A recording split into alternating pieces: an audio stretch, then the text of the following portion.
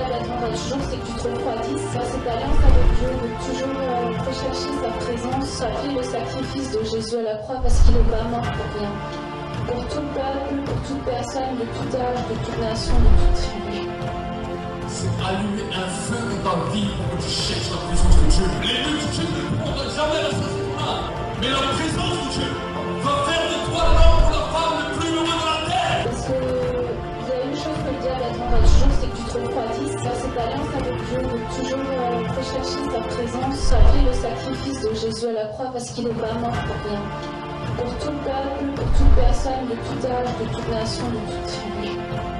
C'est allumer un feu dans ta vie pour que tu cherches la présence de Dieu. Les lieux de Dieu ne pourront jamais la satisfaire. Mais la présence de Dieu va faire de toi l'homme ou la femme le plus heureux de la terre. Pour ces moments que nous avons passés dans ta présence, nous te demandons, Seigneur, que c'est toi, Seigneur, qui ouvre les écluses du ciel dans ce lieu. Nous te demandons, Seigneur, mon Dieu, mon roi, que c'est toi qui viennes intervenir dans cette maison, dans ce village, dans les Alpes de Haute-Provence.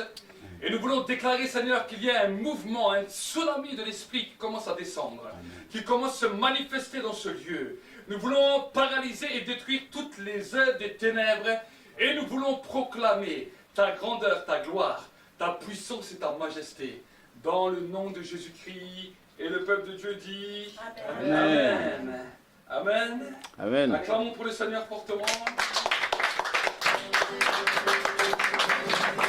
Chantons, car Dieu est là. Où sont les cris de joie? Où sont les cris de joie? Laissons-lui des trônes de reconnaissance, un palais de louange. Chantons le roi des rois, son amour durera. Et quand on le loue, sa gloire descend sur nous.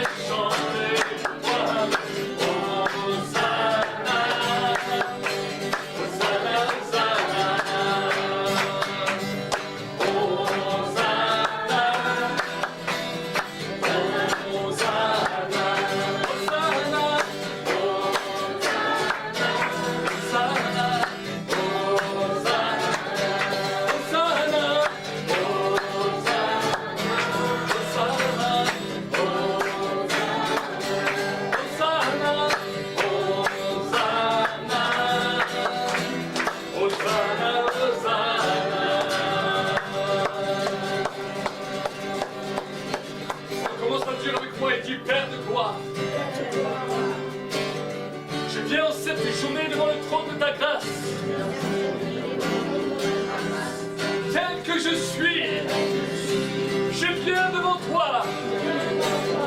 Je viens en t'apportant le sacrifice d'adoration, le sacrifice de grâce, le parfum d'un bon odeur. Laisse-moi te louer, laisse-moi t'exalter, laisse-moi te célébrer, parce que tu règnes à tout jamais. Tu es élevé, tu resplendis sur ma vie, et je veux célébrer ton nom, et je veux glorifier ton nom, je veux t'honorer, te rendre la gloire. Nul n'est comme toi, nul n'est semblable à toi, sur terre et dans le ciel. Reçois l'adoration, reçois la louange. Oh notre Dieu, au siècle des siècles, tu règnes, et pour l'éternité, tu règnes.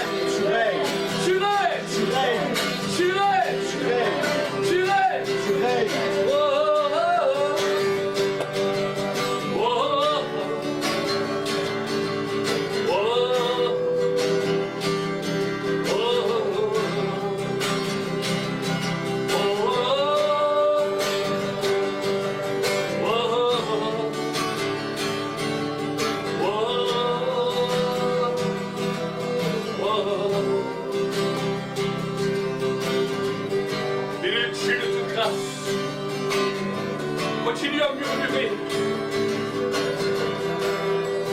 continue à l'adorer. Il règne en puissance et en gloire. Il est Dieu.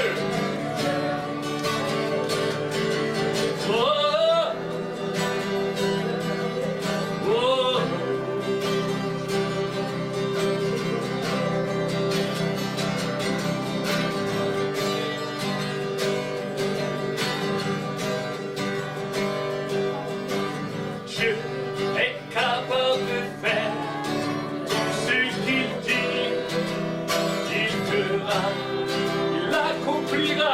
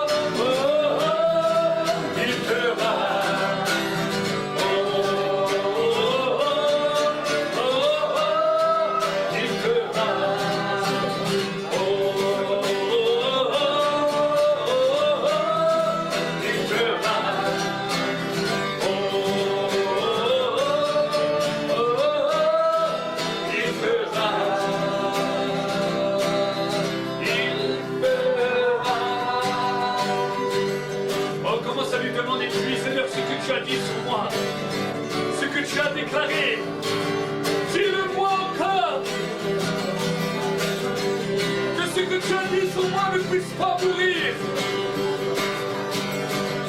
Mais accomplis ce que tu as dit sur moi. Sur ma vie, sur mon foyer, sur mes enfants. On commence à déclarer, commence. Élève ta voix vers l'Éternel. Rekasaya Pomamai. Elikana Vasilamai. Ola Vasilia Kana Mayanamai.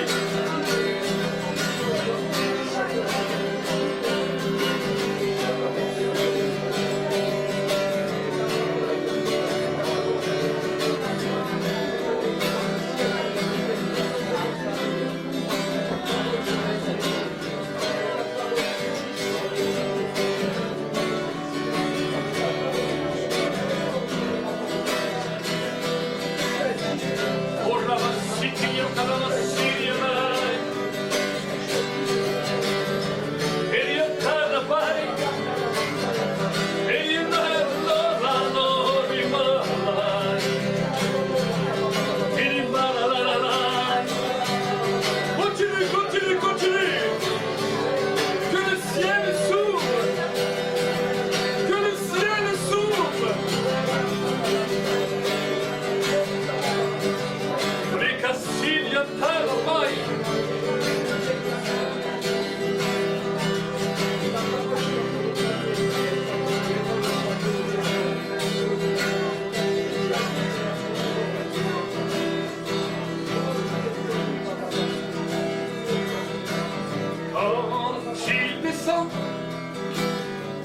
Oui, tout s'arrête. Il y a entre ciel et terre. Quand il descend, l'atmosphère change.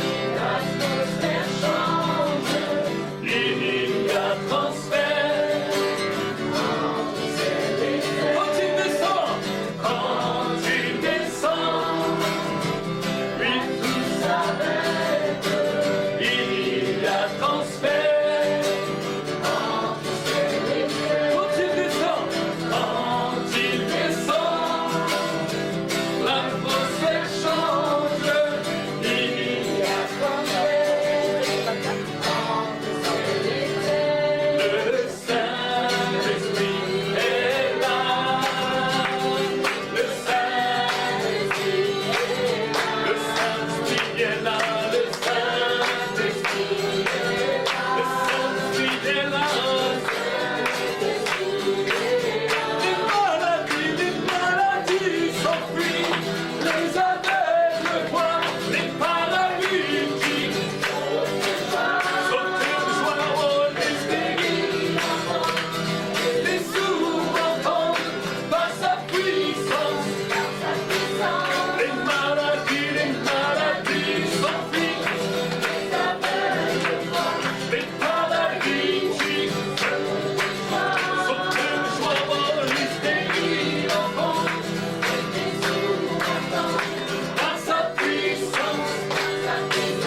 Les maladies s'enfuient. Les aveugles voient. Les paralytiques sautent de joie. Les stériles par sa puissance. Le Saint-Esprit est là. Le Saint-Esprit est là. Le Saint-Esprit est là.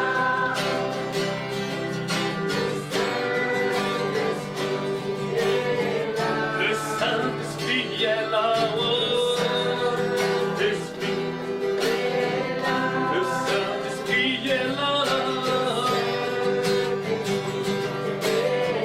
Le Saint-Esprit est là.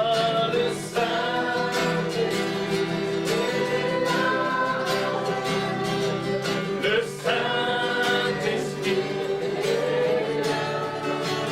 Oh, là où tu es, commence à fermer tes yeux. Lève tes mains vers le ciel. Dis avec moi, cher Saint-Esprit, il y a tant de fois où je t'ai attristé, tant de fois où je me suis éloigné de toi, où je me suis éloigné de ta présence. Mais aujourd'hui, ne t'en vas pas loin de moi. Où irai-je loin de ta présence? Où me cacherai-je loin de ta face? J'ai besoin de toi. J'ai besoin de ta présence. Remplis-moi. Inonde-moi. Visite-moi. Touche-moi. Aujourd'hui, je veux aller plus loin de ta présence. Je veux aller plus loin avec toi. Inonde-moi. Visite-moi. Remplis-moi. Touche-moi. Impacte-moi. Transforme-moi. J'ai besoin de toi. J'ai besoin de ta présence. J'ai besoin de toi. Commence en piano, commence. Commence. Commence, commence, commence. Et le pas de taille pour le mail. Et le temps de bastille à cada sur le mail. Pacaia pour le bastille à cada mail. Continue, continue, continue.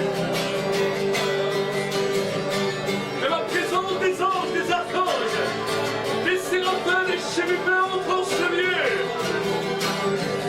Entre en ce lieu.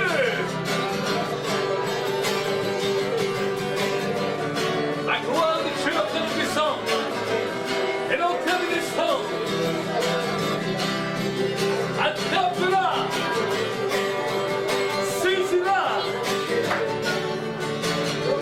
Cette gloire commence à t'impacter. Dans la vacille par la main. L'Esprit de Dieu. L'Esprit de Dieu vivant.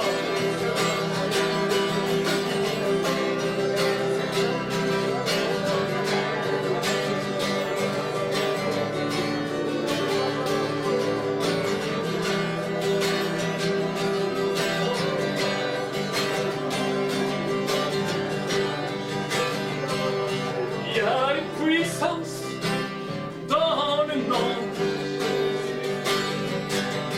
Une puissance dans le nom de Jésus. Il y a une puissance dans le nom de Jésus. Qui brise les chaînes, brise les chaînes, brise les chaînes, brise les chaînes, brise les chaînes, brise les chaînes. Brise les chaînes. Il y a une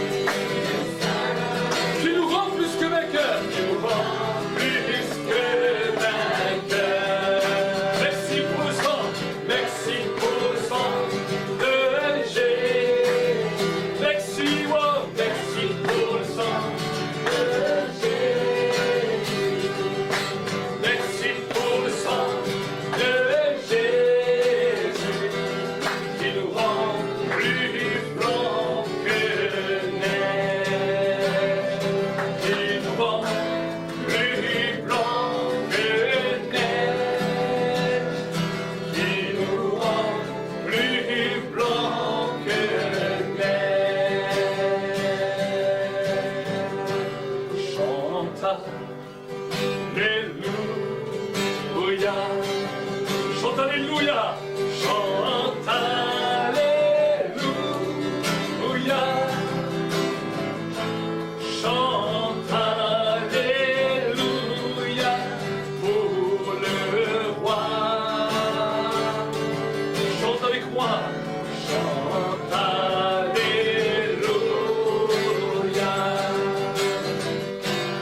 Chante Alléluia.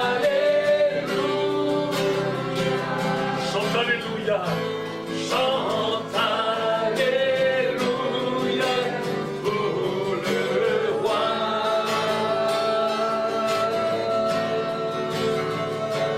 Des rois. Chante Alléluia. Chante Alléluia. Chante Alléluia. Chante Alléluia. Chante Alléluia pour le roi. Chante Alléluia. Chante Alléluia. Alléluia. Chante Alléluia pour le roi.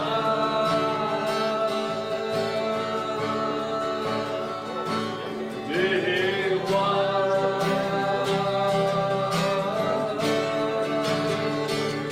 Des rois.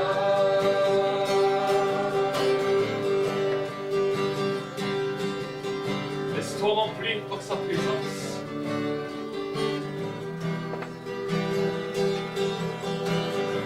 Il est le roi des rois.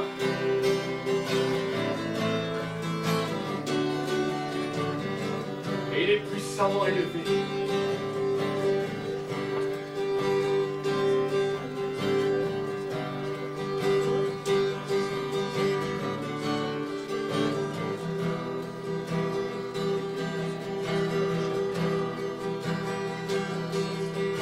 L'Esprit de Dieu est là.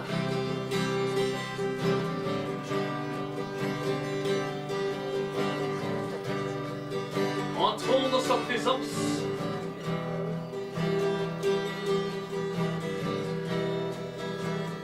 Plonge-moi dans ta rivière d'amour. Plonge mon esprit. Plonge-moi dans les profondeurs de ta joie. Inonde le désert de mon âme. Inonde le désert de mon âme. Par la douce pluie du ciel. Par la douce pluie du ciel. Mon âme est rafraîchie.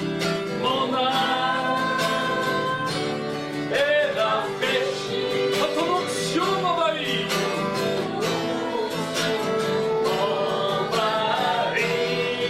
Je suis restauré, guéri. Je suis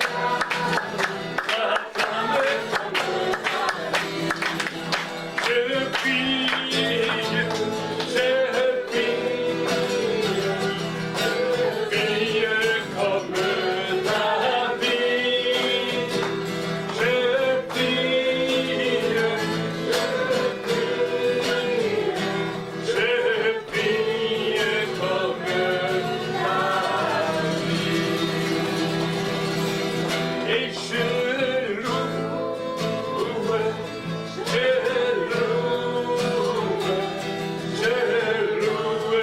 comme David.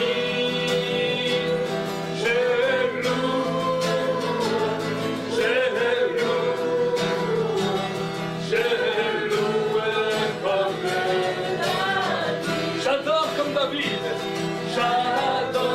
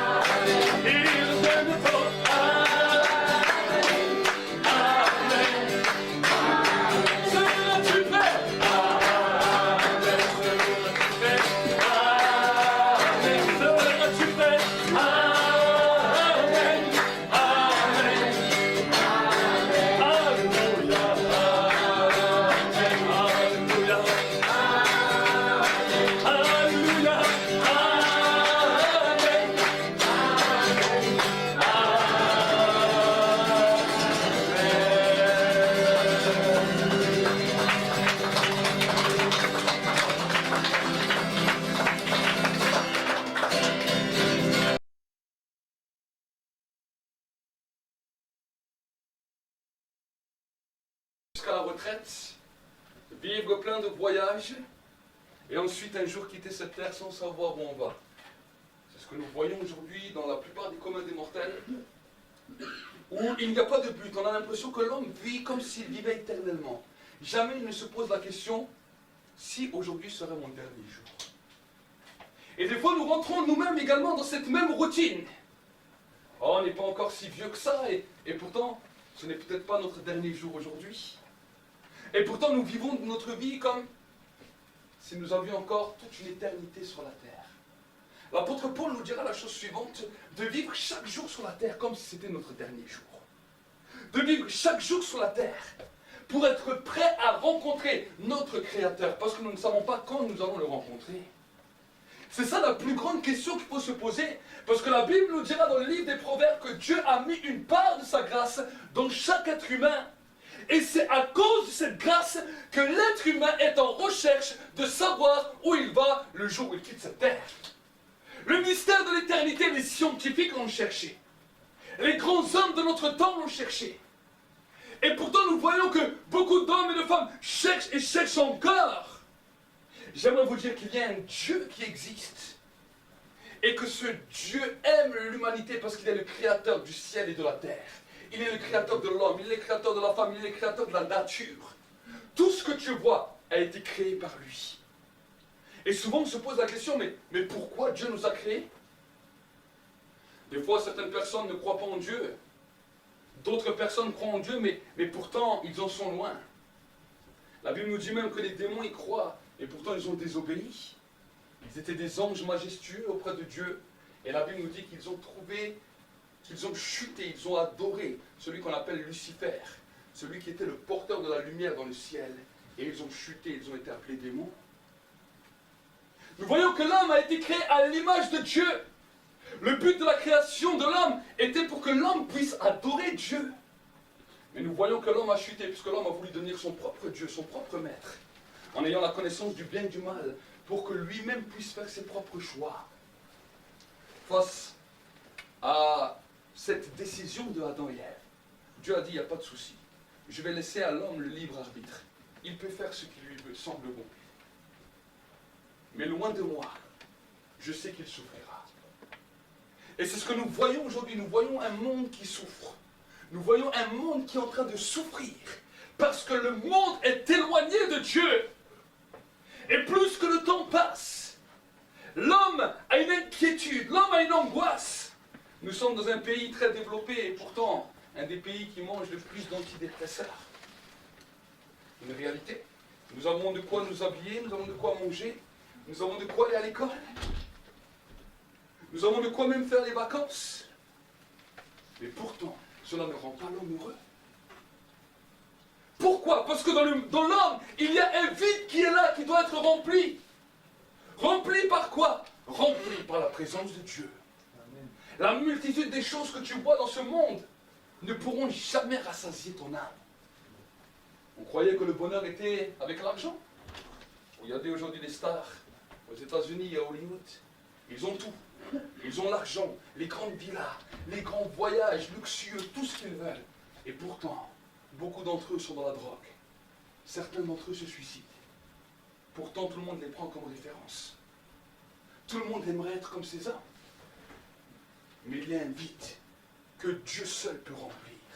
Aucune chose qu'on peut te proposer dans ce monde ne peut te remplir. Peut-être quand on est jeune, on se dit, non, mais moi je suis jeune. Ce prédicateur, il est hors du temps. Il n'est pas dans ma génération. Ça peut se comprendre en tant que jeune. Quand j'étais plus jeune, je pensais aussi comme ça. Je me dis, mais qu'est-ce que les anciens veulent m'apprendre? Moi, je sais comment je vais faire ma vie. À 18 ans, plein d'ambition. Je sais ce que je vais faire. Et finalement, plus les années passent, c'est là où on se retrouve devant une réalité. Que nos rêves ne nous comblent pas. Et nous voyons les hommes qui courent. Et le plus dramatique, je dirais, quand vous voyez nos chers retraités, qui ont travaillé toute leur vie, pour qu'à 60 ans, ils continuent à courir et à courir et à courir. Devant les magasins, ce sont les premiers à 8 h le matin. Ils attendent l'ouverture. ils pourraient dormir, ils pourraient se reposer. Pourtant, c'est les premiers. Ils n'ont jamais le temps, mais ils courent toujours. La course de la vie est simplement le fait de ne jamais se tenir seul pour revenir devant une réalité de savoir qui est Dieu. On nous a comblé avec la télévision, avec les téléphones, Internet. Mais vous regardez un film, 2 films, 3 films, 4 films. Au début, on en avait une la soirée. Aujourd'hui, on a Netflix, on a des films toute la journée. Et pourtant, les hommes ne sont pas comblés. Terrible quand nous arrivons devant cette réalité. Cette réalité qui est dramatique pour l'humanité. Nous le voyons jour après jour. Et on voit les hommes et les femmes dans les magasins, dehors, dans les rues. On se dit bonjour. Si ça existe encore. Parce que dans certaines villes, le bonjour n'existe même plus. Je passe devant une personne, on ne connaît même plus la politesse. Les gens sont pressés, sont stressés, dans un moule de vie. Mais si leur vie s'arrête aujourd'hui, quel grand désespoir pour ceux qui restent. Si on te dirait ce soir, à telle et telle heure, à 20h, c'est ta dernière heure, est-ce que tu gérerais ta vie de la même manière? Je suis sûr que certainement pas. Pourquoi je dis ça? Vous dites, mais ce prédicateur, il vient nous dire des choses dramatiques aujourd'hui. J'aimerais, mes amis, mes frères et sœurs, vous mettre devant certaines réalités que nous vivons chaque jour. La Bible nous enseigne de nous préparer à rencontrer Dieu. Un jour ou l'autre, nous allons rencontrer Dieu face à face. Et là, commencera la réelle vie, soit pour l'éternité, soit pour l'enfer. L'enfer n'est pas un mythe. On nous a fait croire que l'enfer était un mythe. La Bible nous dit que l'enfer est un endroit de pleurs et de grincements de dents. Un endroit de regret éternel. Dans lequel les hommes diront, mais pourquoi? Pourquoi sur terre je ne me suis pas intéressé à Dieu? Il y aura des hommes qui étaient très respectables sur terre. Des gens qui ne faisaient pas de mal à leurs voisins, qui étaient respectables, mais qui ne voulaient rien savoir de Dieu. Parce que le premier péché qui a tué l'humanité, c'est l'incrédulité. C'est le refus de croire que Dieu existe. Ce n'est pas les athées qui ont créé ça. C'est l'homme qui a décidé de vivre sans Dieu, qui a amené sur la terre un tel désespoir. Parce que le vide qui devait être comblé par la présence de Dieu n'est pas rempli. Et l'homme souffre d'une détresse. Quand je regarde le monde, quand je regarde autour de moi, j'entends cette détresse. Je parle souvent avec des hommes, avec des femmes de tout horizon, de toute culture. Et je vois que la détresse est là. La détresse a touché l'humanité. Et Jésus est venu pour vous apporter une bonne nouvelle. Évangile vient du vieux mot anglais qu'on dit gospel. Gospel veut dire une bonne nouvelle. Nous avons des nouvelles tous les jours. Vous regardez vos infos, vous regardez votre télé, vous avez le soir à 20h ce qu'on appelle les informations. Mais quand je regarde les informations, j'ai plus envie de l'éteindre parce qu'il n'y a pas beaucoup de bonnes nouvelles là-dedans. On te parle de tous les malheurs de la terre. On te parle de toutes les choses mauvaises. Après 30 minutes, tu es totalement déboussolé, bouleversé et tu as plus peur qu'autre chose. Nos enfants. L'économie. Le travail. Combien d'angoisse, combien de stress, combien de peur. On vous annonce des grèves, les gens ils vont passer leur diplôme. Je ne pourrais pas être à l'heure pour mon diplôme. Je ne pourrais pas être là à cause de ce voyage que j'ai préparé. La peur est là.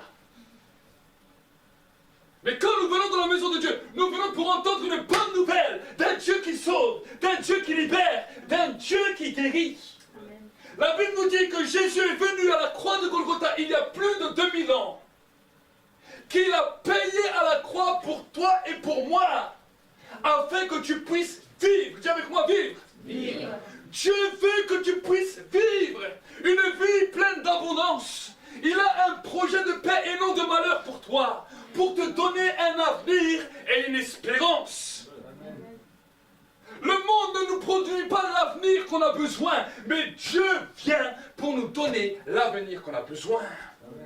Il vient nous donner dans le monde un espoir. Il y a un proverbe français que j'aime bien qui dit « l'espoir fait vivre ». Mais la Bible nous parle, quand elle nous parle de l'espoir, elle nous parle de l'espoir dans le livre de Hébreux au chapitre 11. Nous allons ouvrir notre Bible ensemble. Dans le livre de Hébreux, si vous en avez une, c'est bien. Si vous n'en avez pas une, vous pouvez écouter. Si, je ne sais même pas s'il y a des Bibles ici, pour ceux qui n'en ont pas du tout. Vous avez des Bibles? Non. La prochaine fois, si on revient, on va amener des Bibles pour ceux qui n'en ont pas et on vous en offrira une gratuitement. Amen. Hébreux au chapitre 11. Verset 1er, regarde ce que la Bible nous dit. Or, la foi, c'est la ferme assurance des choses qu'on espère, la démonstration de celles qu'on ne voit pas. C'est à cause d'elle que les anciens ont reçu un témoignage favorable. Par la foi, nous comprenons que l'univers a été formé par la parole de Dieu, de sorte que le monde visible a été fait à partir des choses visibles. Non, de sorte que le monde visible n'a pas été fait par des choses visibles. Dans le verset 6, il nous dira la chose suivante. Or, sans la foi, il est impossible d'être agréable à Dieu, car il faut que celui qui s'approche de lui doit croire qu'il existe et qu'il récompense ceux qui le cherchent. Amen. La Bible nous dit la chose suivante, que sans la foi, il est impossible de plaire à Dieu. Dieu est un parfum qu'il recherche sur la terre, et ce parfum s'appelle la foi. Amen. Amen. Pourquoi je vous dis cela? Parce que nous-mêmes, des fois, en tant qu'êtres humains, nous sommes des fois des incrédules notoires. Nous sommes des fois là, et des fois, on a espérance que Dieu agit en fonction des situations. Alors on prie. Mais il y a toujours une peur que, si Dieu n'agit pas, je fais quoi? Ça vous arrive? Ça vous est jamais arrivé? Moi-même, ça m'est déjà arrivé plusieurs fois. Et au début, je faisais comme les bons religieux. J'essayais de m'encourager, de me dire non, non, ça marche, ça marche, ça marche.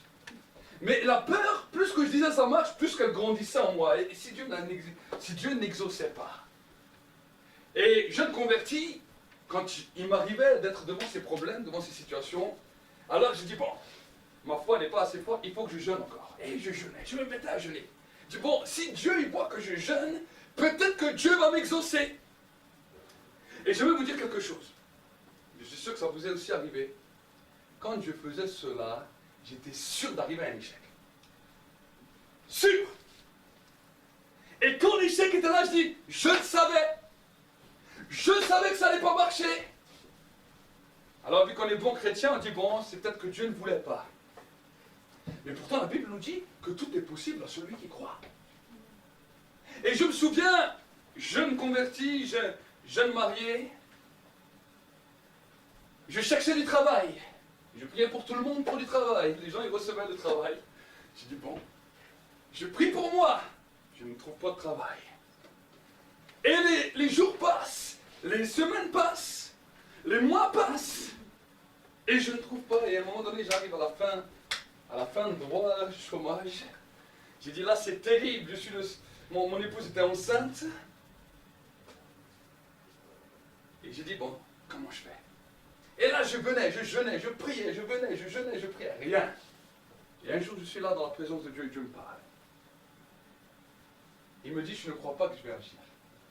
Je dis, si, Seigneur, regarde, j'ai jeûné, j'ai prié. Il dit, non, mais dans ton cœur, il y a des peurs que je n'agis pas. Et là, j'étais devant la présence de Dieu. Et j'ai dit à Dieu, c'est vrai.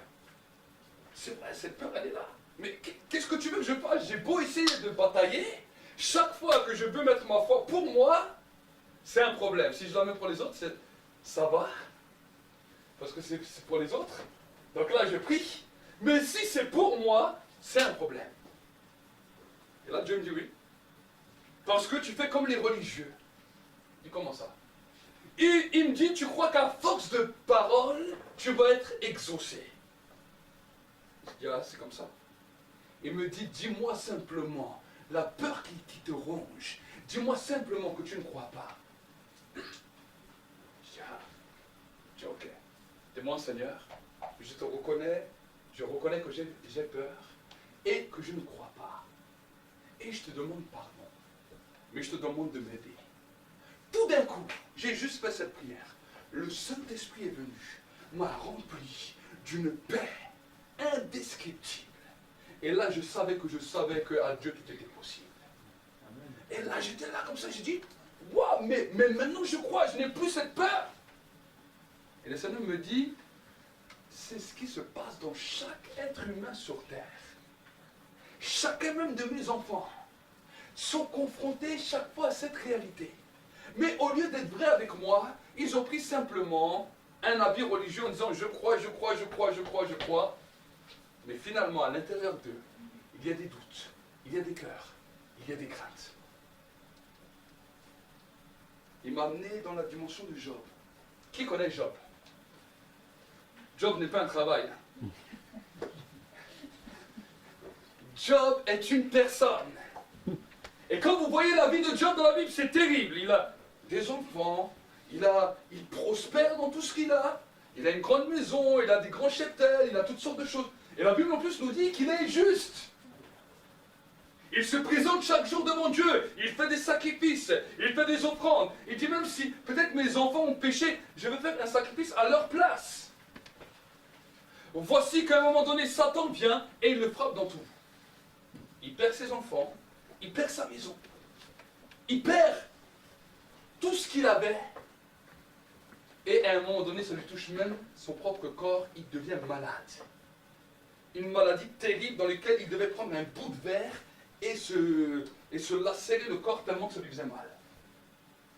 La Bible nous dit qu'il était méconnaissable, même ses amis ne le reconnaissaient plus. Et Job disait, mais pourquoi je ne suis pas mort le jour de ma naissance? Il ne maudissait pas Dieu, mais il était en train de se maudire lui-même. Il a dit, je veux plaider ma cause devant Dieu. Je veux dire à Dieu tous mes malheurs, tout ce qui m'arrive. Un petit peu comme nous des fois, hein. Quand on est dans la prière. On a l'impression qu'on veut expliquer à Dieu tous nos problèmes, tous nos malheurs qui nous arrivent. Alors que Dieu sait tout. Et là, nous voyons Job dans toute une période de sa vie, en train de batailler avec ses amis, en train de batailler avec les problèmes qu'il est en train de vivre. Et un jour, Dieu vient à sa rencontre. Vous savez, Dieu, quand il est venu, ce qui m'a étonné dans la Bible, et j'aimerais vous encourager de lire cette histoire, elle a quelques chapitres, mais vous allez voir que c'est pas mal. Ce qui m'a étonné, quand Dieu est arrivé, Dieu n'est pas arrivé en disant « Oh, pauvre Job, que de malheurs te sont arrivés, que de problèmes te sont arrivés. » Non, non. Dieu, curieusement, n'a même pas parlé des malheurs de Job. Mais Dieu, quand il est arrivé, il a posé des questions à Job. Il a dit, oh Job, je vais te poser quelques questions. Il dit, où étais-tu quand j'ai créé l'hippopotame? Où étais-tu quand j'ai créé le lion? Où étais-tu quand j'ai créé les astres dans les cieux? Imaginez, Dieu vous pose cette question. Job était là, il ne savait plus quoi dire. Et là, quand Dieu a fini de lui poser des questions, Job n'avait pas de réponse et il a dit, je reconnais que tu peux tout et que rien ne t'est impossible. Simplement le fait que Dieu lui a posé des questions, voici la première déduction de Job. Il parle de Dieu en disant qu'à Dieu rien n'est impossible. Parce que c'est vrai, si tu commences à réfléchir comment Dieu a créé le ciel, comment Dieu a créé la terre, comment Dieu a créé tous les petits détails, tous les animaux, tout ce qui se passe, tu te dis, mais à Dieu, il n'y a rien qui est impossible. Il a la capacité de faire le soleil, il a la capacité de faire la lune, de faire les étoiles, de faire toutes choses. Et là, Job a seulement pris conscience à ce moment-là que rien n'était impossible à Dieu. Mais ensuite, il s'est regardé lui-même. Et quand on dit ça dans la Bible, c'est terrible. Parce que quand il s'est regardé lui-même, il a dit, ce que je crains, c'est ce qui m'arrive. Ce que je redoute, c'est ce qui m'atteint.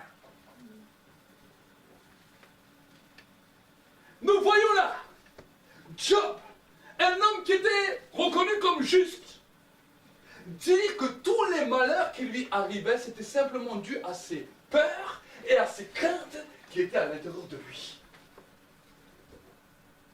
Vous savez, ça fait maintenant 17 ans de ministère. On avait une église en Alsace. On a vu des personnes, des dizaines et des dizaines de personnes venir en entretien. Combien de personnes j'ai pu aller voir, même des fois dans les hôpitaux. Des fois, des personnes qui avaient des maladies terribles. Et quand je parlais avec ces gens, ce qui me frappait toujours à l'esprit, c'est que les gens me disaient, tu vois, il m'est arrivé ça, il m'est arrivé telle maladie, il m'est arrivé ça. Mais dans ma vie, c'est comme si j'avais toujours peur que ça allait m'arriver. Et un jour, ça m'est tombé dessus. Je ne l'ai pas vu une fois, je ne l'ai pas vu deux fois, je l'ai vu des dizaines de fois. Des fois, je prenais des personnes en entretien qui venaient des fois même de subir soit un divorce ou des situations difficiles et me disent, mais vous savez, j'ai toujours eu peur que cela m'arrivait. Et finalement, quand on regarde dans la vie des hommes et des femmes, nous allons voir que souvent, les malheurs qui atteignent sont d'abord des peurs qui sont venues dans le cœur. Des peurs, des craintes qui sont là. Et quand nous nous convertissons, alors nous avons toujours ces peurs. Nous avons toujours ces craintes. Parce que nous sommes hommes. Et là, nous commençons à avancer avec Dieu. Mais parce qu'on ne comprend pas trop le monde spirituel, on a l'impression que juste en disant j'ai foi, tout va aller sur des roulettes. Mais la réalité, c'est que si nous ne traitons pas les peurs qui sont à l'intérieur de nous, les doutes qui sont là, ces choses qui sont en train de nous polluer à l'intérieur, de nous détruire, demain, nous allons subir les fruits. Ça peut choquer quand je dis ça. Mais nous sommes devant une réalité parce que la pensée est créatrice. Dieu nous a fait à son image et à sa ressemblance. La Bible nous dit que Dieu a fait toute la terre par sa parole. Mais avant que sa parole la déclare, c'était une pensée. C'était un dessein qui était là dans son cœur. Et ce dessein arrivé à maturation est devenu une parole créatrice qui a amené la création comme vous la voyez aujourd'hui. Aujourd'hui, nous portons des fois ces poids, ces soucis, ces fardeaux dans nos cœurs, dans nos vies. Et ça nous détruit. Alors, des fois, on utilise la spiritualité pour essayer de calmer nos peurs. Et on dit, ben, si ça marche, pourquoi pas? Alors, des fois, ça marche, parce que des fois, Dieu est miséricordieux, il nous accorde quand même la grâce. Mais quand ça ne marche pas, en tant que chrétien, on a créé des nouveaux slogans. Si ça marche, c'est la volonté de Dieu. Si ça ne marche pas, ce n'est pas sa volonté. C'est les nouveaux slogans évangéliques, pentecôtistes, tout ce que vous voulez comme East. C'est des slogans qu'on a donnés. Mais ce n'est pas la réalité, parce que la Bible me dit que toutes choses sont possibles à celui qui croit. Si les choses n'arrivent pas à la maturité, si les choses ne viennent pas à la réalité, c'est qu'il y a un autre problème. C'est qu'il y a un problème de peur. Il y a un problème de crainte. Et c'est pour cela que Jésus a dit, voici l'heure où elle est venue, où les vrais adorateurs adoreront le Père en esprit et en vérité. Dis avec moi, en esprit et en vérité. Pourquoi en esprit? Parce que nous avons reçu l'esprit d'adoption à travers la nouvelle naissance pour dire à Dieu, Papa, pour l'appeler Abba Père. Et en vérité, parce que la Bible nous dit que la vérité vous affranchira et la vérité vous rendra réellement libre. La vérité de quoi? La vérité de ce qui se passe dans mon cœur. Il y a des moments où je ne crois pas. Alors je vais devant Dieu. Même si je suis dans le ministère, ce n'est pas le ministère qui change la dimension de foi. Certains m'ont dit, non, quand j'arrive au Saint Graal, le ministère, j'aurai toujours la foi. Certains viennent me voir et disent, ah, mais vous avez la foi, c'est normal, vous êtes dans le ministère. Je dis, ah oui. Mais ce que tu as oublié, c'est que je suis un homme comme toi. Et mon secret n'est pas parce que je suis dans le ministère, mon secret c'est que quand je n'ai pas la foi, quand je sens la peur sur une situation, quand je sens un découragement sur une situation, je n'essaye pas de dire, allez, je vais jeûner pour essayer de changer ça. Je vais devant Dieu et je dis, Seigneur, je suis un incrédule encore. Je ne crois pas que tu peux faire ça. J'ai cru hier pour ça, mais aujourd'hui je ne crois pas. Et je te demande de changer mon cœur. Dans cette situation, j'ai une peur. Dans cette situation, je crains que tu ne peux pas agir. Mais montre-moi le contraire et change-moi. Amen. Je ne peux pas donner juste un mouchoir. Si on a un derrière. Merci. Il y a un mouchoir, merci. Est-ce que ce message parle à quelqu'un? Amen. Vous voulez avancer dans la foi. Jésus a dit, celui qui a la foi comme un grain de moutarde. Il pourra dire à cette montagne, arrache-toi et jette-toi dans la mer et elle t'obéira. C'est Jésus qui a dit ça, non? Mais cette petite foi, cette petite graine de moutarde, c'est simplement quand tu as enlevé tout autour les ronces qui empêchaient que cette graine de moutarde puisse pousser dans ton cœur. C'est quoi les ronces qu'il y a dans ton cœur? Les ronces qu'il y a dans ton cœur sont les peurs, les craintes, les doutes. Quand Jésus nous parlera du semeur qui sema le long du chemin la semence, il nous parlera qu'une partie de la semence est tombée dans des endroits où il y avait des ronces. Le blé a poussé, les ronces sont venues autour et l'ont étouffé. Et quand Jésus nous parlera de cette explication, il nous dira, les ronces, ce sont ceux en qui les plaisirs de ce monde et les soucis étouffent la parole et la rendent infructueuse. Terrible! On nous dit que les péchés et les soucis ont le même impact sur la vie spirituelle d'une personne. Et quand on commence à compter nos soucis, on voit qu'on en a un paquet. Combien de fois t'es-tu assis et dis, Seigneur, je vais régler mon problème de soucis parce que je veux sortir de cette prière sans souci avec 6 sous. Amen. Je veux sortir de ce temps de prière sans plus aucun souci, aucun tracas dans ma vie. Vous avez des peurs et c'est sur ça que l'ennemi, le diable, vient vous batailler. Il vient vous batailler sur vos peurs, sur vos soucis, sur vos tracassements, sur ces pensées qui sont là, qui sont enfouies en vous. Et chaque fois que vous mettez à la lumière de la parole de Dieu, chaque fois que vous commencez à adorer Dieu, tout d'un coup ça devient comme un rétroprojecteur qui le met en plus grand. Alors, au début, j'étais choqué. Je priais, je jeûnais, plus que je priais, plus que je jeûnais, plus que les choses devenaient grandes. Alors je me suis posé la question, je me suis dit, ce sont des démons. Alors toute pensée, j'ai commencé à chasser. Et au bout d'un moment, je dis, mais c'est pas possible qu'il y ait autant de démons. Finalement, quand j'ai commencé à comprendre que c'est les pensées et les soucis de l'homme qui sont là dans son cœur, qui sont terribles, j'ai compris que le diable ne jouait qu'avec ça. Et là, j'ai commencé à accepter d'être vrai avec Dieu. Accepter d'être vrai. Vous savez, la Bible nous dit d'aimer tout le monde, de ne pas soupçonner le mal. Est-ce que vous connaissez beaucoup de gens qui arrivent à faire ça? Est-ce que vous connaissez beaucoup de gens qui arrivent à faire ça? Moi-même, je vous dis la vérité. Des fois, certaines personnes, quand je les vois, je dis, Seigneur, tu me dis vraiment de les aimer? Alors, au début de ma foi, c'était pas comme ça. Au début de ma foi, j'ai fait le bon chrétien. Il y a certaines personnes, juste, je les voyais, ils commençaient déjà à m'énerver de loin. Je ne les connaissais pas, ils m'énervaient déjà. Mais j'ai fait le bon chrétien et je dis, Seigneur, je les aime, je les bénis. Et curieusement, ce que je pensais que ces personnes allaient faire sur moi, c'est ce qu'ils faisaient. Il dit, celui-là, je ne le sens pas, on dirait qu'il va m'entrelouper, qu'il va essayer de me batailler, Et finalement, c'est ce qui se passait toujours. Et je me dis, ça y est, c'est arrivé.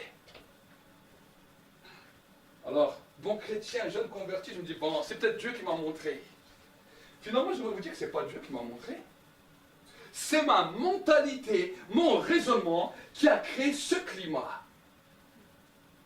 Et tout d'un coup, alors, Dieu a commencé à m'apprendre. Il m'a dit, quand tu vois une personne que tu n'aimes pas, au lieu de faire l'hypocrite ou le bon chrétien, viens devant moi, dis-moi ce que tu penses de cette personne pour que je règle ça avec toi. Et là, je me suis retrouvé, je travaillais dans une chaîne industrielle où il fallait que je prenne des morceaux de bois de cuisine et que je les jetais sur une bande qui passait. Et là, j'ai travaillé avec beaucoup de musulmans et je leur avais parlé de l'évangile. Et parce que j'étais ancien musulman chrétien, ils ont commencé à me faire la misère. Et là, ils m'ont dit, on va voir si ton Jésus est bon. Ils étaient chefs, ils m'ont mis les machines à fond et je sautais comme ça et ils rigolaient à côté. Et là, ça commençait à me chauffer. Au début, je les bénissais. Au bout d'un moment, j'avais plus envie de les bénir. Et j'ai dit, Seigneur, toi, tu dis dans la Bible qu'il faut bénir tes ennemis. Moi, ceux-là, ils sont en train de me taper sur le système. Si ils continuent de cette manière, je vais les bénir à ma manière. Je vais leur prendre la planche de bois, je vais leur casser sur la tête. Ce sera ma bénédiction. Je dis, moi, j'ai envie de les massacrer. Comment je peux les aimer? Et là, j'ai commencé à être vrai avec Dieu, j'ai dit à Dieu ce que je pensais. J'ai dit, mais si tu veux faire quelque chose, fais-le. Mais moi, personnellement, j'y arrive plus. 10 minutes après que je sautais comme ça sur ma machine, ils reviennent et ils en remettent de plus belles. Et là, quelque chose s'est passé en moi. Je les regarde, je les aimais vraiment. Et j'ai commencé à parler à moi-même, j'ai dit, mais je suis complètement fou. Des personnes qui me font du mal, des personnes qui me maltraitent, malmènent, je les aime. Est-ce que je suis fou? Et là, je pose la question à Dieu. Je dis, Seigneur, est-ce que je suis fou? Ces gens, il y a 10 minutes, j'aurais pu les massacrer. Aujourd'hui, plus qu'ils me disent des choses, plus j'ai envie de les aimer. Et Dieu m'a dit, cela s'est produit dans ta vie à cause d'une chose, parce que tu as accepté d'être vrai avec moi. Ce que je te demande devant moi, c'est pas de me dire, oui, je les aime parce que je sais que tu les aimes pas. Ce que je te demande, c'est de me dire la vérité. Alors je dis, Seigneur, surtout, je dis, maintenant, on n'a pas fini. Il me dit, c'est ça que j'attends de l'homme. Voir si il peut me dire ce qu'il ressent à l'intérieur de lui et qu'il est vrai. Regardez ce que la Bible nous dira. La Bible nous dit, Dieu a sondé les enfants d'Israël, mais il a vu que leur bouche l'adorait de les lèvres, mais le cœur était très éloigné.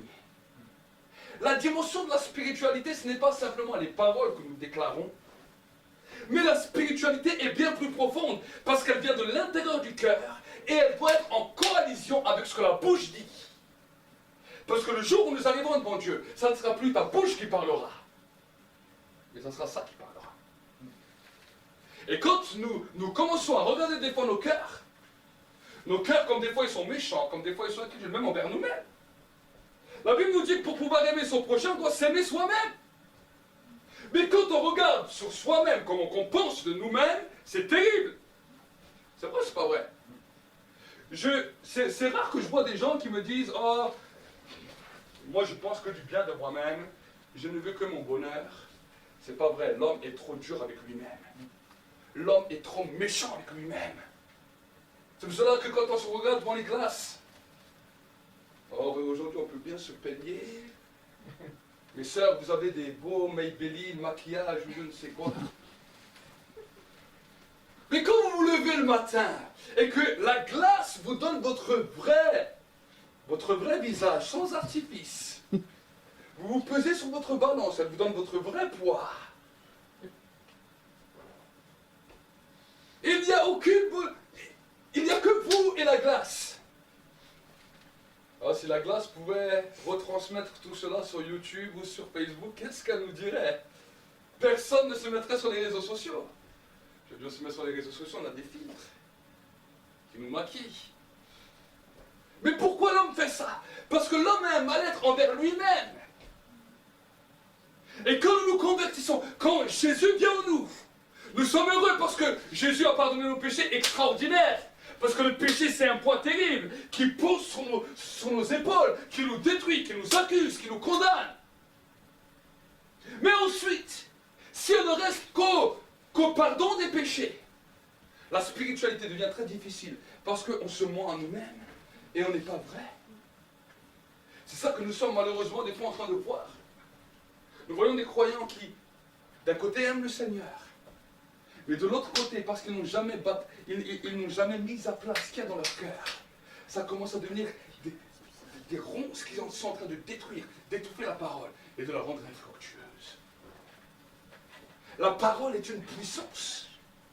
Mais la vérité a la capacité de nous affranchir et de nous amener dans une liberté qui dépasse notre pensée, qui dépasse notre conscience.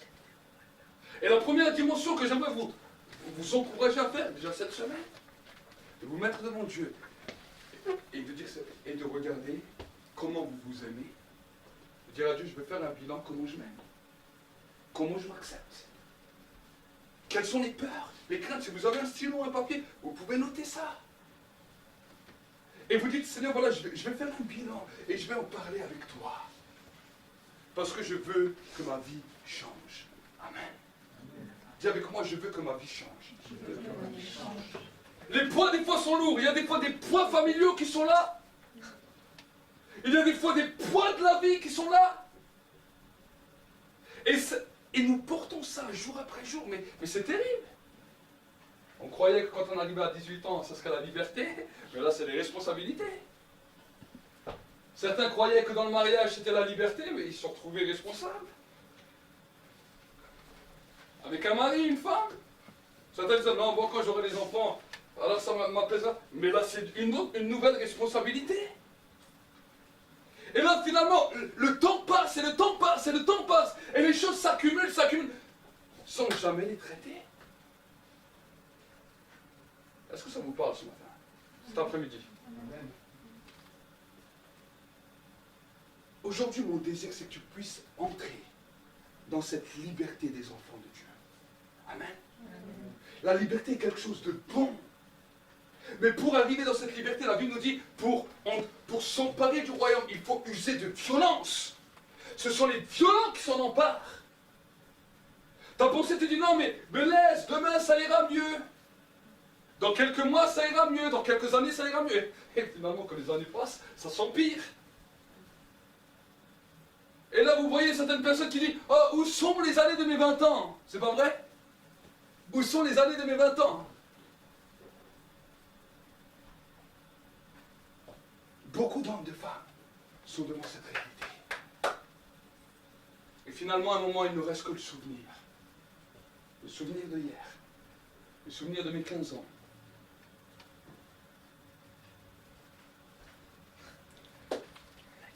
Mes amis, nous sommes devant une réalité où nous pouvons changer notre vie. Vous pouvez changer votre vie, vous pouvez changer votre destinée. La vérité nous affranchira. Et la vérité nous rendra réellement libres.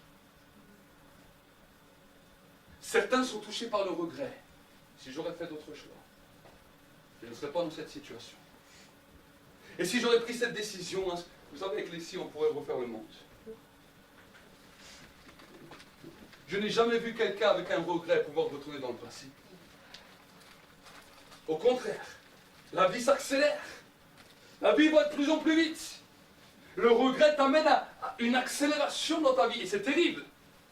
Parce que chaque fois que tu entres dans la phase du regret, chaque fois la vie s'accélère et le présent, tu ne le vois plus. Tu vis dans le passé. Il y a des gens qui vivent dans le passé, il y a des gens qui vivent dans le futur. Demain sera mieux. Ce sont les éternels rêveurs. Eux aussi, le présent passe vite devant eux et ne le voient pas. Dieu ne nous demande pas d'être un éternel rêveur ou d'être un homme qui est seulement plongé dans le passé. Dieu nous demande d'être un homme dans le présent, de voir les situations qui sont autour de nous, de pouvoir les mesurer, de pouvoir les déterminer, de pouvoir s'asseoir, de dire voilà Seigneur, là où j'ai des lacunes, voilà là où je suis faible, voilà là où je n'y arriverai pas. Mais c'est alors que je suis faible, c'est là que je suis fort, car je puis tout par celui qui me fortifie. Je vois le problème, je vois la situation, cette situation qui me faisait peur. Oui, mais en Dieu, je suis vrai avec lui. Et maintenant, quand je sors de sa présence, la peur a disparu. Et les gens ne voient plus un homme peureux, mais ils voient un homme, une femme courageuse, qui est prêt et déterminé à voir le miracle de Dieu dans sa vie. Amen. Amen. C'est cela. C'est cela dans lequel Dieu veut nous amener à voir le miraculeux dans nos vies. Souvent on parle de miraculeux Qui aime le miraculeux? Tous. Le miraculeux doit faire partie intégrante de nos vies. Mais pour entrer dans le miraculeux, pour toucher le miraculeux, nous avons besoin de traiter avec Dieu, par le moyen de la vérité, nos peurs, nos craintes, nos angoisses, toutes ces choses qui sont là. Pour certaines personnes, ça va être plus rapide que d'autres. Certaines personnes, ça va prendre 1 semaine, 2 semaines, 1 mois, jusqu'à ce que tout est traité. Parce que quand j'ai commencé ce travail, ça ne s'est pas fait tout en un jour. Mais j'ai commencé jour après jour à traiter ces choses avec Dieu, à traiter ces choses avec le Saint-Esprit. Et je voyais que jour après jour, mon cœur devenait plus léger, plus léger, plus léger. Jusqu'à un moment donné où le flot de mes pensées est devenu calme. Comment on voit les peurs, les angoisses soi? Regardez le flot de vos pensées. Quand vous regardez le flot de vos pensées, on dirait que c'est la bataille navale. Une pensée après l'autre. Même quand tu es sur le lit, il n'y a plus rien, ça pense encore. Et ça pense toujours. Je vous dis, au début, moi je bataillais avec ça. Les pensées, c'était 1 milliard de pensées qui défilaient. Et je me suis dit, mais si l'être humain c'est comme ça, c'est difficile. Parce que plus que tu penses, plus que tu réfléchis. Et au bout d'un moment, vu que ça va tellement vite, ben tu laisses. Et tu dis, bon, je ne pense à rien. Mais les gens, des fois, ils disent, je ne pense à rien. Mais mon œil, à l'intérieur, c'est... Mais ça va tellement vite que tu ne sais même plus à quoi tu penses. Ça va tellement vite que tu ne sais même plus à quoi tu penses. C'est pour ça qu'aujourd'hui, dans notre société, les thérapeutes ou les psychologues ont du travail. Mais qu'est-ce que vous pensez, monsieur? Qu'est-ce que vous pensez, madame? Ah, tu peux rester 3 heures. Hein. Lui, il te fait une belle facture à la fin. Il a trouvé son gagne-pain. Mais la réalité, c'est que les gens ne sont pas changés. Ils ont dit ce qu'ils n'allaient pas. Mais pourtant, ils ne sont pas changés. Mais nous qui sommes enfants de Dieu, avec Dieu, nous avons la possibilité d'être transformés. Nous avons la possibilité d'être libérés. Nous avons la possibilité d'entrer dans cette liberté afin que nous puissions être en paix avec nous-mêmes et avec Dieu.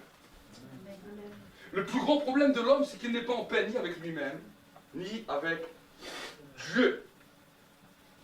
Quand tu n'es pas en paix avec toi-même ou avec Dieu, tu ne peux pas être en paix ni avec ton prochain, ni avec tes voisins, ni avec tes amis, ni avec ta famille, parce qu'il y aura toujours ce problème. On peut faire le simulacre, stimuler, on fait semblant que tout va bien, ce qui se passe des fois dans beaucoup de familles. On se voit à Noël, on se voit dans les fêtes de fin d'année, comme dans la télévision, devant une dinde, un sapin, tout ce que vous voulez. On fait des grands sourires, on parle un peu de politique, un peu de football, et on repart de là. On dit, ah, on est une famille unie, et à l'intérieur, c'est celui-là, pourquoi il est encore comme ça? Qu'est-ce qu'il me regarde encore? Mais, pour blesser personne, on se sourit tous. Je ne sais pas si vous avez vu le film « Qu'est-ce qu'on a fait au bon Dieu ?» Vous les voyez, ils sont dans la voiture avant d'aller dans les familles, et là ils disent « Ah, et celui-là, s'il me dit ça, je vais te dire ça, et celui !» Et les femmes qui disent « Reste tranquille !» Ça se passe comme ça dans les familles. Mais ça, c'est derrière le dessous. Pourquoi? Parce que dans l'homme, il n'est pas en paix ni avec lui-même, ni avec Dieu. Et quand les problèmes sont là, quand les problèmes commencent, des fois on est devant un problème. Un problème, une maladie, une situation. Et là on s'en prend à Dieu. Où est Dieu dans tout ça? Pourquoi Dieu n'intervient pas? Pourquoi Dieu ne fait rien? Combien d'hommes et de femmes parlent comme ça? Je suis étonné. D'un côté je suis étonné, d'un autre non. Parce que le cœur de l'homme est tortueux et pécheur par-dessus tout. Le prophète dans la Bible, il a dit, je vais arracher le cœur de pierre. Et je vais mettre un cœur de chair et un esprit nouveau. Pour arracher ce cœur de pierre, il faut user de violence.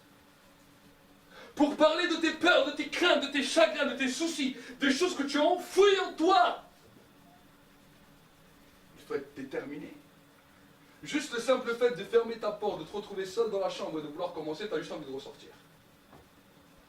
Si on te dit tu dois prier pour Édouard, Mouloud, l'autre parce qu'il a des problèmes et c'est ça, tu rentres dans ta chambre, Seigneur, je te demande, interviens, ta. Je te dis, tu pries pour personne, tu entres toi dans ta chambre, dans le secret, tu fermes ta porte et tu parles à ton Père qui est là dans le lieu secret. Et tu lui dis les peurs, les craintes, les soucis, tu rentres, tu regardes la chambre, tu fais demi-tour, tu refermes et tu vas, tu dis bon Seigneur, demain je vais essayer. Ça c'est l'homme. Pourquoi? Parce que tu vas être face à toi-même. Face des fois à tes peurs, mais face aussi des fois à ta méchanceté. Combien de pensées méchantes nous avons à l'intérieur de nous? Alors, les gens ne le voient pas forcément. À moins qu'on est bien extraverti et qu'on dit tout. Mais sinon, c'est à l'intérieur. Et ça rumine, ça ronge, ça bouffe, ça énerve des fois. Et on est là, et on est là, et on est là. Et des fois, il suffit qu'il y ait une goutte d'eau qui fait déborder le vase, là on peut exploser. Mais finalement, on a l'impression que la cocotte a explosé, qu'elle est vide, mais elle n'est jamais vide. C'est simplement le récipient qui a grandi. Chaque explosion, c'est pas que tu as été vidé, c'est qu'on a mis un plus grand récipient et que les racines sont devenues plus profondes. Donc plus que tu vas devoir travailler, maintenant tu devras travailler 2 fois plus parce que tu as explosé. Et des fois on a explosé 1 fois, 2 fois, 3 fois, 4 fois, 5 fois, 6 fois. Avec les années, imaginez, le récipient c'est plus un récipient, c'est un semi-remorque. Mais ça devient des racines tellement profondes qui sont là. Et le pire, c'est que ça se transmet à la génération suivante. On se dit non, son père était colérique. Et lui aussi. Et l'autre aussi encore. Et ça, c'est une famille de dangereux. Le père a tué, le fils a tué, le petit-fils a tué. Et l'autre, il tue aussi. Mais jusqu'à quand ça va s'arrêter? Tout est parti d'une pensée. Tout est parti d'un mal-être. Tout est parti d'un raisonnement. Et chaque chose, on peut les prendre de cette manière. Et on va voir que ça a détruit des familles. Ça a détruit des nations. Ça a amené des guerres entre les peuples.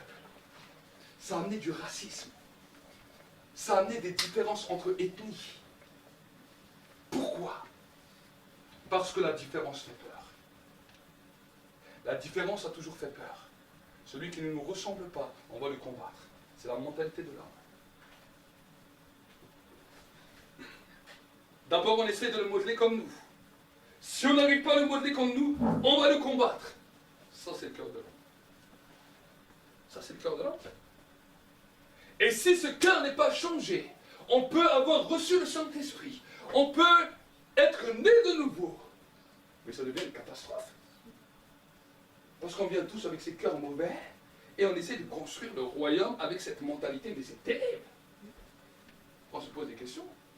Pourquoi des fois certaines choses se passent-ils dans certaines églises? Alors, le diable a bon dos, mais ce n'est pas toujours le diable. C'est simplement parce que le cœur n'a pas été changé. Des dons peuvent être donnés. Amen, merci Seigneur, c'est extraordinaire. Les dons, Dieu te demande rien de spécial, il peut te les donner comme ça. Mais par contre, le cœur, pour qu'il soit changé, tu dois user de violence. Tu dois user de détermination. Tu dois faire des moments où tu es seul avec Dieu et tu dis, Seigneur, voilà, j'ai ça et j'ai ça et ça. Je reconnais que c'est moi qui suis comme ça et je veux changer. J'ai besoin de toi. J'ai besoin de toi. Et j'aimerais vous dire que des fois, même simplement pour prier, simplement des fois pour louer, pour passer du temps avec Dieu, ça nous arrive. Des fois, on n'a pas envie. Et finalement, c'est vrai, quand on va dans une réunion ou à l'église, c'est extraordinaire. Il y a un musicien qui est là, il y a tout le monde qui chante. Et, allez, au début, les quelques premières minutes, on est un petit peu mou. Et finalement, après, on rentre tous dedans. Mais quand on est seul, c'est beaucoup plus difficile. Parce que là, nous sommes face à nous-mêmes. Face à notre dureté de cœur. Face à notre raisonnement intérieur. Tant qu'il n'est pas traité, ça nous pose problème. Amen. Amen. Alors aujourd'hui, j'aimerais que nous puissions aller plus loin. que nous puissions aller plus loin dans sa présence.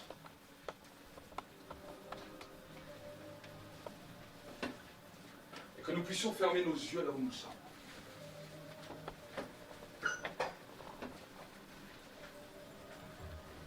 Il y a des temps où tu as porté.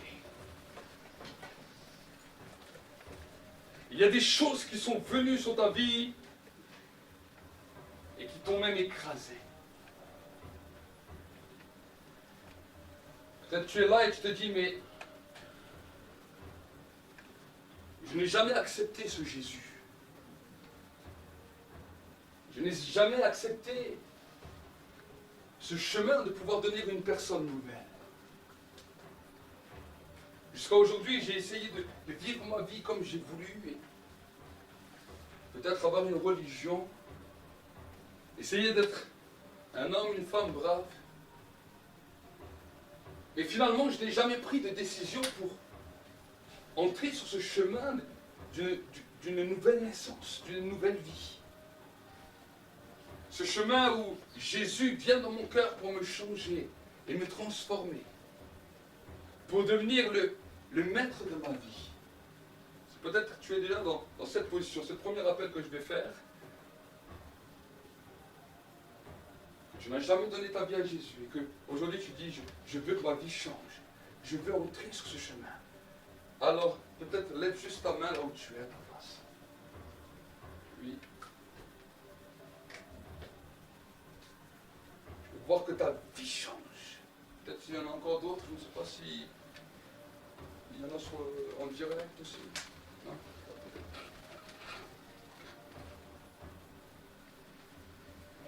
Alors nous allons tous prier avec notre sœur. C'est-à-dire, on peut mettre notre main droite sur le cœur. Et tu vas dire avec moi, Père de gloire. Aujourd'hui, en cette journée, je viens devant toi tel que je suis. Je viens te demander pardon pour mes péchés. Je reconnais que mon cœur est mauvais devant toi. Mais je crois dans mon cœur. Et je confesse de ma bouche que Jésus-Christ est mort. Qu'il est ressuscité pour moi. Que son sang a payé pour me racheter. Afin que je devienne une nouvelle créature. Et que toutes les choses du passé deviennent anciennes dans ma vie. Et que toutes choses deviennent nouvelles. J'accepte aujourd'hui de ma propre volonté que mon nom soit inscrit dans le livre de vie. J'accepte de recevoir le Saint-Esprit. Et que ma vie puisse changer. Et que ma vie puisse être bouleversée. Je reçois maintenant. Dans le nom de Jésus. Dans le nom de Jésus. Amen. Amen. Amen. Bienvenue ma soeur dans la maison de Dieu. Bienvenue ma soeur. Le ciel est en fer pour toi. Les anges sont là pour toi aujourd'hui.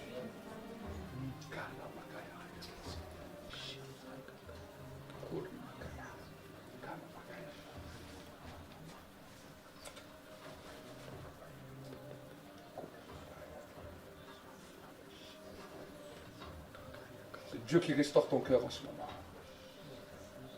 C'est Dieu qui restaure ton cœur. N'aie pas peur de pleurer. C'est des larmes de restauration. Tu sortiras de ce lieu transformé. Pour ceux qui veulent prendre cette décision de pouvoir être vrai avec Dieu. Tu en as marre simplement de vivre une religion, un dogme. Et finalement, des fois, tu n'es pas toujours vrai avec Dieu. Aujourd'hui, l'appel que je vais faire, c'est pour ceux qui disent, je décide d'être vrai avec Dieu. Peu importe des fois ce que ça peut me coûter, peu importe la force que ça va me prendre, je vais accepter d'être vrai avec Dieu. Si aujourd'hui, tu veux répondre à cet appel, alors tu peux te lever à ta place.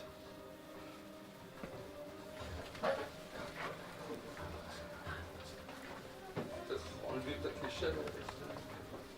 Et je vais prier pour vous.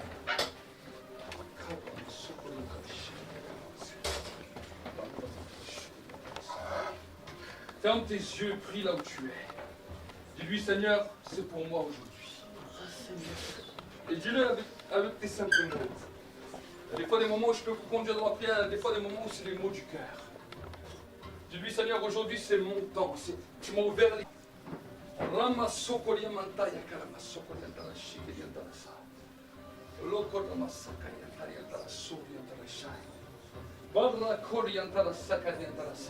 Dis avec moi, Saint-Esprit. Élève les mains vers le ciel. Dis, Saint-Esprit, touche-moi aujourd'hui. Touche-moi aujourd'hui. Et que maintenant, tout ce qui est enfoui dans mon cœur, je puisse te le dire. De tous les blocages qui m'éloignent de ta connaissance. Tombe dans le monde visible et invisible. Dans le monde visible et invisible.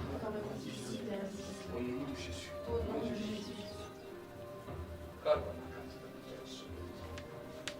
Respire fortement. Que le feu maintenant, le feu, le feu, le feu, maintenant te libère totalement. Te libère totalement. Feu! Pas. Lève les mains. Respire fortement. Que le feu maintenant. Le feu. Respire fortement. Saint-Esprit. Remplis, remplis, remplis, remplis, remplis. Par là-bas. Je détruis maintenant toute puissance d'esprit de mort qui était sur toi. Je commande. Les amis. Comment vous appelez? Linda. Linda de Souza? Non, pas. Ok. Fermez les yeux. Respirez fortement. Saint-Esprit. Hein? Comment tu t'appelles? Sofiane. Ok. Seigneur, que maintenant la vie coule sur la vie de Sofiane. Respire fortement. Que le feu, remplisse sa... Amen. Levez les mains. Merci Seigneur pour la vie de l'intercession. Pour l'esprit de l'intercession qui est sur elle fortement. Je prie que maintenant tu l'amènes dans une nouvelle dimension. La dimension prophétique est déjà sur toi. Mais Dieu va t'amener dans de nouvelles dimensions. Reçois maintenant une nouvelle dimension. Feu maintenant de l'esprit. Que le feu de l'esprit maintenant remplisse sa vie maintenant. Feu! Que Seigneur, tu le remplis maintenant d'une nouvelle dimension. Et Seigneur, que maintenant tu le bénisses, tu le remplisses de ta gloire et de ta puissance, de ta splendeur et de ta majesté. Où tu places un nouveau socle dans les Alpes de Haute-Provence. Où tu commences quelque chose de nouveau dans cette région. Parce qu'il y a une chose que le diable attendra toujours, c'est que tu te refroidisses à cette alliance avec Dieu, de toujours rechercher sa présence, appeler le sacrifice de Jésus à la croix parce qu'il n'est pas mort pour rien. Pour tout peuple, pour toute personne, de tout âge, de toute nation, de toute tribu. C'est allumer un feu dans ta vie pour que tu cherches la présence de Dieu. Les deux du Dieu ne pourront jamais la satisfaire. Mais la présence de Dieu va faire de toi l'homme ou la femme le plus heureux de la terre. Parce qu'il y a une chose que le diable attendra toujours, c'est que tu te refroidisses à cette alliance avec Dieu, de toujours rechercher sa présence, appeler le sacrifice de Jésus à la croix parce qu'il n'est pas mort pour rien. Pour tout peuple, pour toute personne, de tout âge, de toute nation, de toute tribu. C'est allumer un feu dans ta vie pour que tu cherches la présence de Dieu. Les deux du Dieu ne pourront jamais la satisfaire.